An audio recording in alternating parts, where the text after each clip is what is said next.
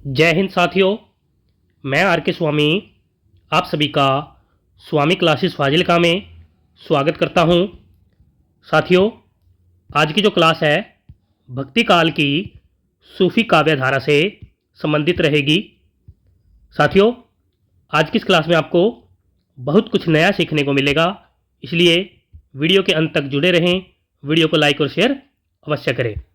अगर आपने अभी तक चैनल को सब्सक्राइब नहीं किया है तो चैनल को सब्सक्राइब करें, बेल आइकन को अवश्य दबाएं ताकि आप तक नई क्लास का नोटिफिकेशन पहुंच सके। तो शुरू करते हैं आज की क्लास। देखते हैं question number 1। Doctor Ram Kumar Verma ji ने किसे सूफी काव्य धारा का प्रथम कवि माना है? 4 विकल्प दिए गए हैं, सही विकल्प का चयन करेंगे। ए विकल्प में है मुल्ला दाऊद जी, बी विकल्प में है कुतुबन जी, सी विकल्प में है ईश्वरदास जी और डी विकल्प में है असायत जी। क्या उत्तर सही होना चाहिए? अगर हम बात करें कुतुबन जी की, तो कुतुबन जी को आचार्य रामचंद्र शुक्ल जी ने सूफी काव्य धारा का प्रथम कवि माना है। ईश्वरदास जी को हजारी प्रसाद द्विवेदी जी ने सूफी काव्य धारा का प्रथम कवि माना है और असायत जी को डॉक्टर गणपति चंद्र गुप्त जी और डॉक्टर नगेंद्र जी सूफी काव्य धारा का प्रथम कवि मानते हैं। इसलिए इस प्रश्न का सही उत्तर है ए विकल्प, यानी कि डॉक्टर राम कुमार वर्मा जी ने मुल्ला दाऊद जी को सूफी काव्य धारा का प्रथम कवि माना है। अगर हम सर्वमान्य मत के अनुसार भी देखें तो मुल्ला दाऊद जी को सूफी काव्य धारा का प्रथम कवि माना जाता है। सभी साथी याद कर लेंगे। आगे देखते हैं क्वेश्चन नंबर 2। अवधि का अर्धान किसे कहा जाता है? ए विकल्प में है ईश्वरदास जी, बी विकल्प में है जायसी जी, सी विकल्प में है मुल्ला दाऊद जी और डी विकल्प में है असायत जी। क्या उत्तर सही होना चाहिए? सभी साथी उत्तर देंगे। अवधि का अर्धान किसे कहा जाता है? अवधि का अर्धान जायसी जी को माना जाता है, यानी कि इस प्रश्न का उत्तर है बी विकल्प। जायसी जी के बारे में अगर हम बात करें तो इनका जन्म 1492 ईस्वी में हुआ माना जाता है। 1492 ईस्वी में हुआ माना जाता है और इनकी मृत्यु 1542 ईस्वी में हुई मानी जाती है। इनका मूल नाम यानी कि पूरा नाम मलिक मोहम्मद जायसी जी माना जाता है। इनके पिता का नाम मलिक राजे अशरफ जी माना जाता है। इनके गुरु का नाम शेख मोहिदी शुक्ल जी के अनुसार माना जाता है। अन्य विद्वान इनके गुरु का नाम जो है सैयद अशरफ जी मानते हैं। जायसी जी को प्रेम की पीर का कवि भी कहा जाता है। सभी साथी याद कर लेंगे। आगे देखते हैं क्वेश्चन नंबर 3। पद्मावत के किस खंड में नागमती और पद्मावती के सती होने का वर्णन मिलता है? ए विकल्प में है प्रथम खंड में, बी विकल्प में है द्वितीय खंड में, सी विकल्प में है 30वां खंड में और डी विकल्प में है 57वां खंड में। क्या उत्तर सही होना चाहिए? उत्तर दीजिए। पद्मावत के किस खंड में नागमती और पद्मावती के सती होने का वर्णन मिलता है? बहुत ही अच्छा क्वेश्चन है।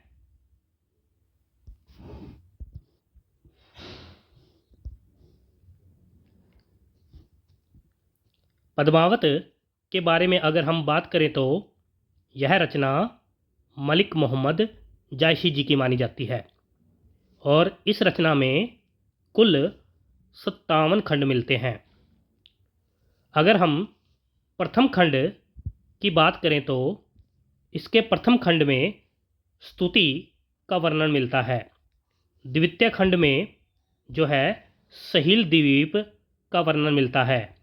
तीसवां खंड में जो है नागमती वियोग का वर्णन मिलता है। इसलिए इस क्वेश्चन का सही उत्तर है 57वां खंड में, यानी कि 57वें खंड में नागमती और पद्मावती के सती होने का वर्णन मिलता है। पद्मावत ग्रंथ की जो कथा वस्तु है 2 भागों में विभाजित है, पूर्वार्ध भाग और उत्तरार्ध भाग में। पूर्वार्ध भाग में राजा रतन सेन और पद्मावती के विवाह तक की कथा का वर्णन है, और उत्तरार्ध भाग में विवाह उत्तर जीवन की कथा का वर्णन मिलता है। सभी साथी याद कर लेंगे। आगे देखते हैं। Question number 4। पद्मावत में रतन सेन किसका प्रतीक है?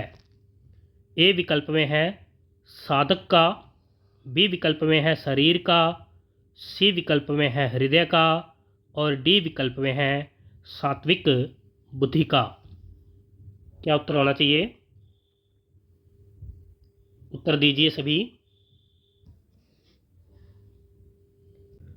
क्वेश्चन नंबर 4 का उत्तर जो साथी ए विकल्प को चुन रहे हैं वह बिल्कुल सही है, यानी कि रतन सेन जो है साधक का या मन का या आत्मा या योगी का प्रतीक माना जाता है। इस रचना में चित्तौड़ जो है शरीर या तन का प्रतीक माना जाता है। सिहिल द्वीप हृदय या हिय का प्रतीक माना जाता है। पद्मावती जो है सात्विक बुद्धि या रगात्मक बुद्धि या परमात्मा या परम सत्ता की प्रतीक मानी जाती है। नागमती जो है इस रचना में संसारिक बुद्धि या दुनियाई धंधा का प्रतीक मानी जाती है।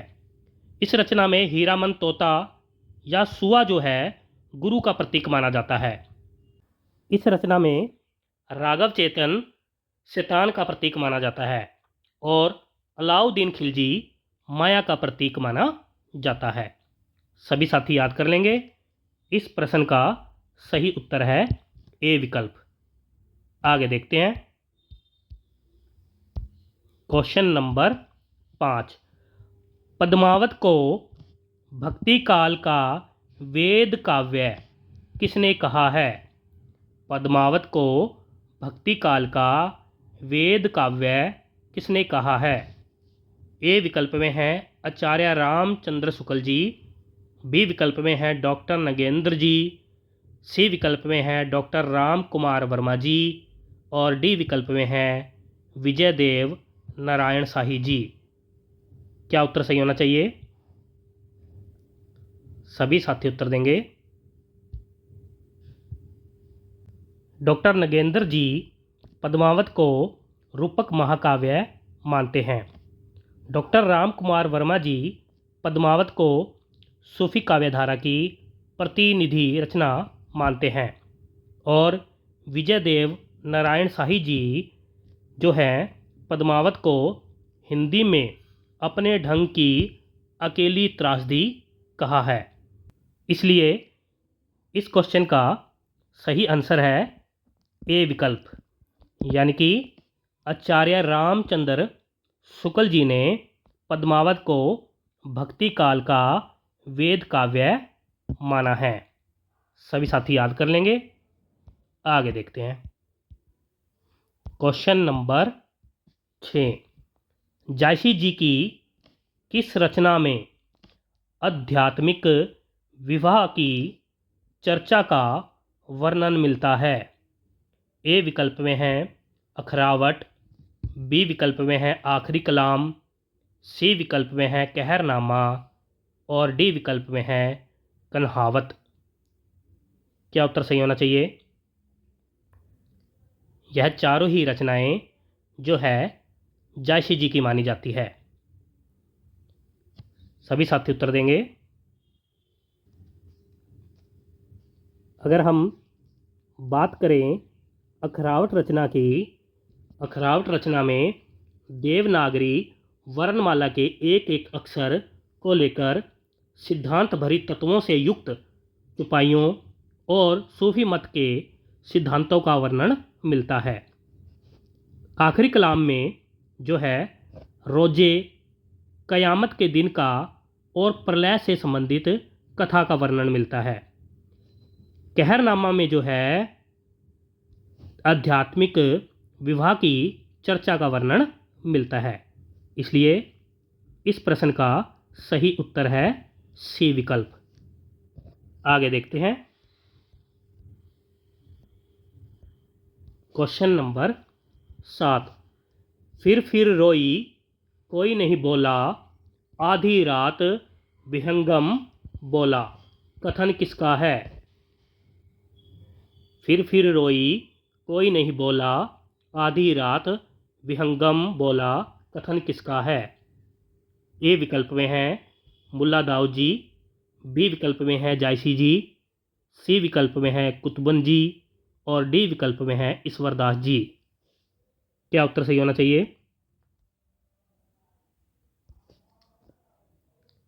यह कथन जायसी जी का माना जाता है। सभी साथी याद कर लेंगे। आगे देखते हैं। Question number 8। निम्न में से किस रचना का आधार स्रोत विक्रम बेताल की कथा है? ए विकल्प में है चंदायन, बी विकल्प में है मृगावती, सी विकल्प में है हंसावली और डी विकल्प में है आखिरी कलाम। क्या उत्तर होना चाहिए? सभी साथी उत्तर दीजिए। एक बार सभी साथी वीडियो को लाइक और शेयर कर दें।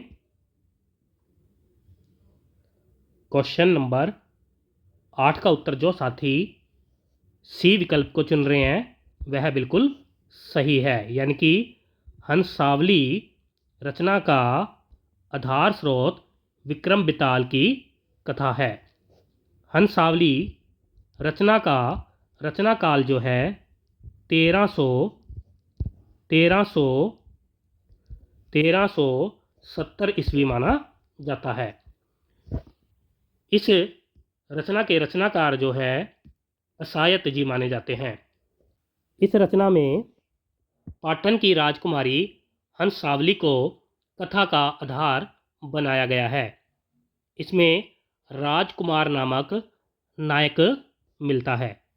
सभी साथी याद कर लेंगे। आगे देखते हैं। Question number 9। निम्न में से किस रचना का एक अन्य नाम लौर कहा या लौर कथा भी है? ए विकल्प में है मधुमालती, बी विकल्प में है मृगावती, सी विकल्प में है सत्यवती कथा और डी विकल्प में है चंदायन। क्या उत्तर सही होना चाहिए? बहुत ही अच्छा क्वेश्चन है। सभी साथी उत्तर देंगे।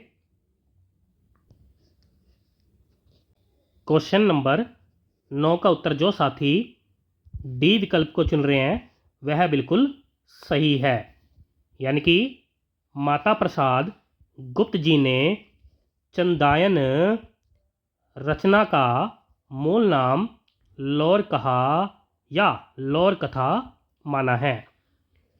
इस रचना के रचनाकार जो है मुल्ला दाऊद जी माने जाते हैं। डॉक्टर राम कुमार वर्मा जी ने मुल्ला दाऊद जी को संधि काल के अंतर्गत रखा है।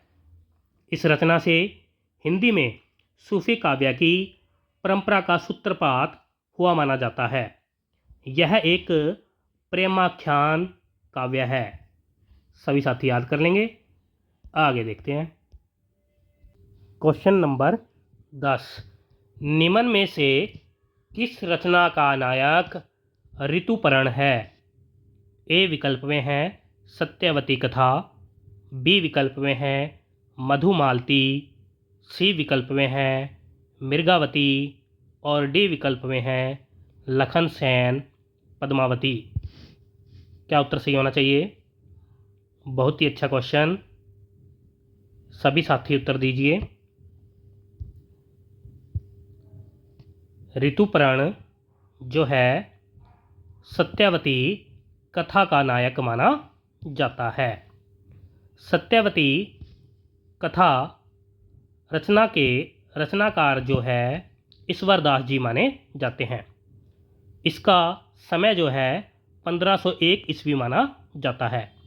सत्यवती कथा की नायिका जो है राजकुमारी सत्यवती जी मानी जाती है। इसमें सतीत्व एवं पतिव्रता धर्म के महामात्य का निरूपण एवं उद्देश्यों का वर्णन हुआ है। आचार्य रामचंद्र शुक्ल जी इस रचना को अवधी भाषा की प्रथम रचना मानते हैं।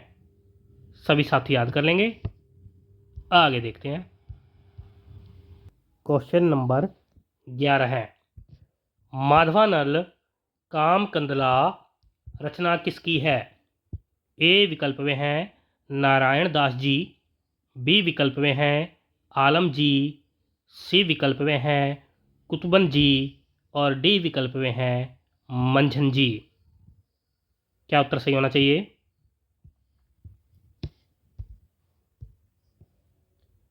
माधवानल कामकंदला रचना जो है आलम जी की मानी जाती है। इस प्रेमाख्यान काव्य में नायक नायिका के अनेक जन्मों की कथा न कहकर केवल एक जन्म की कथा का मार्मिक वर्णन किया गया है। सभी साथी याद कर लेंगे। आगे देखते हैं। क्वेश्चन नंबर 12 है, निम्न में से किस रचना में प्रेमा और तारा चंद की प्रेम कहानी वर्णित है? ए विकल्प में है मधुमालती, बी विकल्प में है मृगावती, सी विकल्प में है चित्रावली और डी विकल्प में है ज्ञानदीप। क्या उत्तर सही होना चाहिए?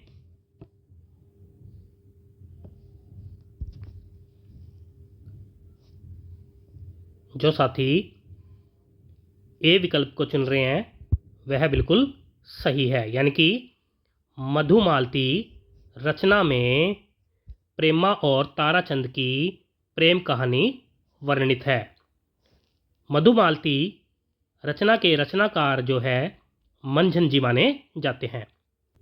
इस रचना में नायक मनोहर और नायिका मधुमालती के प्रथम दर्शनजन्य प्रेम के साथ साथ पुनर्जन्म के परिणय संस्कारों की महत्वता का वर्णन भी किया गया है। सभी साथी याद कर लेंगे। आगे देखते हैं। क्वेश्चन नंबर 13 है, चित्रावली रचना किसकी है? ए विकल्प में है शेख नवी जी, बी विकल्प में है उस्मान जी, सी विकल्प में है नारायण दास जी और डी विकल्प में है मंझन जी। क्या उत्तर सही होना चाहिए? चित्रावली रचना किसकी है?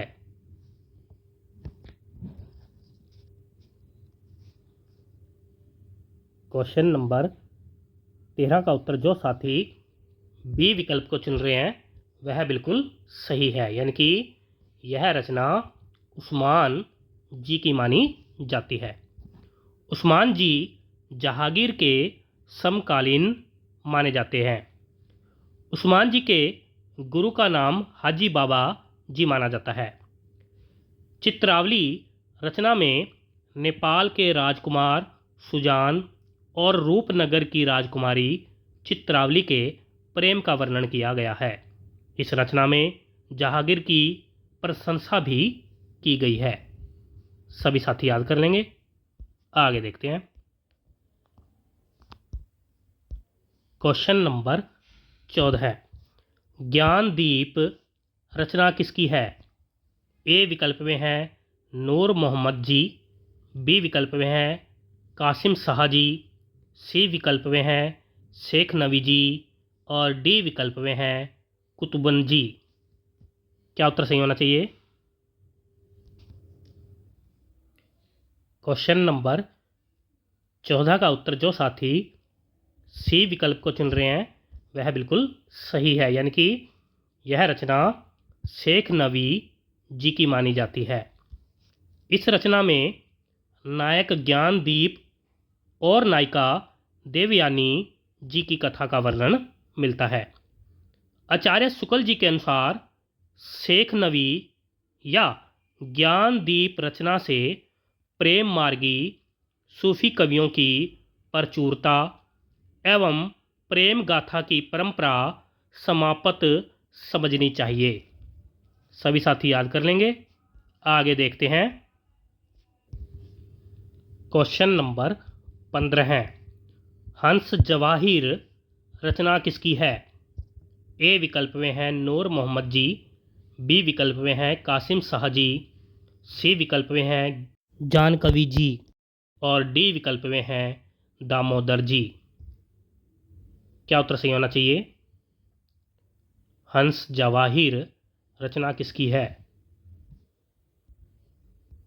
क्वेश्चन नंबर 15 का उत्तर जो साथी बी विकल्प को चुन रहे हैं वह बिल्कुल सही है, यानी कि यह रचना कासिम शाह जी की मानी जाती है।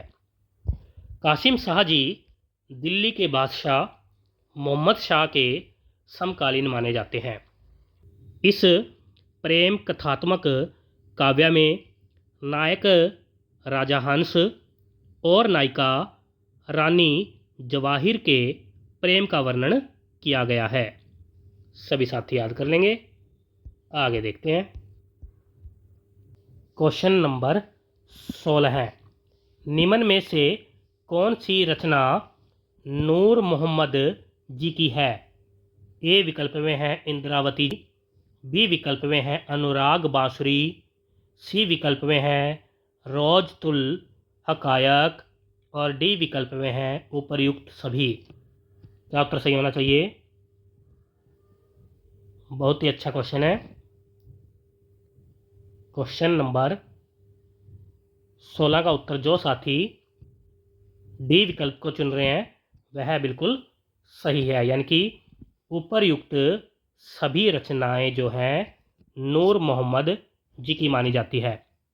इंद्रावती रचना में कालिंजर के राजकुंवर, नायक राजकुमार और आगमपुर की राजकुमारी नायिका इंद्रावती की प्रेम गाथा का वर्णन हुआ है। आचार्य शुक्ल जी ने इंद्रावती रचना को सूफी काव्य या सूफी पद्धति का अंतिम ग्रंथ माना है।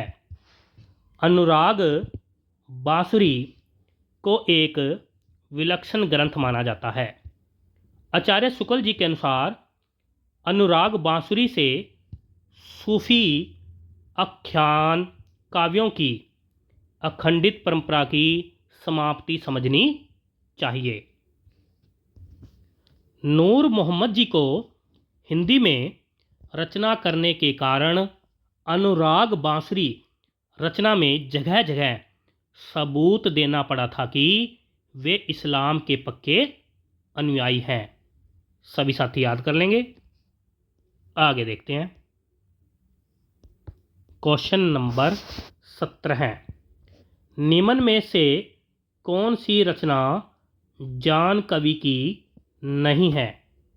ए विकल्प में है कथा रत्नावली, बी विकल्प में है कथा कनकावती, सी विकल्प में है कथा मोहिनी और डी विकल्प में है प्रेम दर्पण। क्या उत्तर सही होना चाहिए? सभी साथी उत्तर दीजिए। कथा रत्नावली, कथा कनकावती और कथा मोहिनी, यह तीनों रचनाएं जो हैं जान कवि जी की मानी जाती है। प्रेम दर्पण जो रचना है नसीर जी की मानी जाती है। इसलिए इस प्रश्न का सही उत्तर है डी विकल्प। जान कवि जी के बारे में अगर हम बात करें तो जान कवि जी को सर्वाधिक प्रेमाख्यानक काव्य लिखने का श्रेय प्राप्त है। इन्होंने कुल 78 काव्य ग्रंथों की रचना की है, जिसमें से 29 प्रेमाख्यानक काव्य माने जाते हैं। सभी साथी याद कर लेंगे। आगे देखते हैं। क्वेश्चन नंबर 18 है, नूरजहां रचना किसकी है? ए विकल्प में हैं जान कवि जी, बी विकल्प में हैं नूर मोहम्मद जी, सी विकल्प में हैं ख्वाजा अहमद जी और डी विकल्प में हैं मंझन जी। क्या उत्तर सही होना चाहिए? नूरजहां रचना किसकी है? क्वेश्चन नंबर 18 का उत्तर जो साथी सी विकल्प को चुन रहे हैं वह बिल्कुल सही है, यानी कि यह रचना ख्वाजा अहमद जी की मानी जाती है। आगे देखते हैं। क्वेश्चन नंबर 19, यूसुफ जुलेखा रचना किसकी है? यूसुफ जुलेखा रचना किसकी है? ए विकल्प में है शेख निसार जी, बी विकल्प में है दामोदर जी, सी विकल्प में है गणपति जी और डी विकल्प में है जान कवि जी। क्या उत्तर सही होना चाहिए? क्वेश्चन नंबर 19 का उत्तर जो साथी ए विकल्प को चुन रहे हैं वह बिल्कुल सही है, यानी कि यह रचना शेख निसार जी की मानी जाती है। सर्वमान्य मत के अनुसार यूसुफ जुलेखा को सूफी काव्य धारा का अंतिम ग्रंथ माना जाता है। सभी साथी याद कर लेंगे। आगे देखते हैं। क्वेश्चन नंबर 20, नल दमयंती रचना किसकी है? ए विकल्प में हैं आलम जी, बी विकल्प में हैं नरपति व्यास जी, सी विकल्प में हैं नसीर जी और डी विकल्प में हैं कासिम शाह जी। क्या उत्तर सही होना चाहिए? नल दमयंती रचना किसकी है? क्वेश्चन नंबर 20 का उत्तर जो साथी बी विकल्प को चुन रहे हैं वह बिल्कुल सही है, यानी कि यह रचना नरपति व्यास जी की मानी जाती है। सभी साथी याद कर लेंगे। प्यारे साथियों, ये थे आज के बेहतरीन 20 क्वेश्चन जो कि अक्सर परीक्षा में पूछे ही जाते हैं। आशा करता हूँ आज की इस क्लास में आपको बहुत कुछ नया सीखने को मिला होगा। इसी प्रकार से निरंतर अध्ययन करने के लिए चैनल को सब्सक्राइब करें, बेल आइकन को अवश्य दबाएं ताकि आप तक नई क्लास का नोटिफिकेशन पहुंच सके। अगर आपने अभी तक हमारी पहली वाली क्लासें नहीं देखी हैं तो आप प्ले लिस्ट में जाकर उन क्लासों को अवश्य देखें और हिंदी की बेहतर तैयारी करें। तो मिलते हैं अगली क्लास में, तब तक के लिए जय हिंद।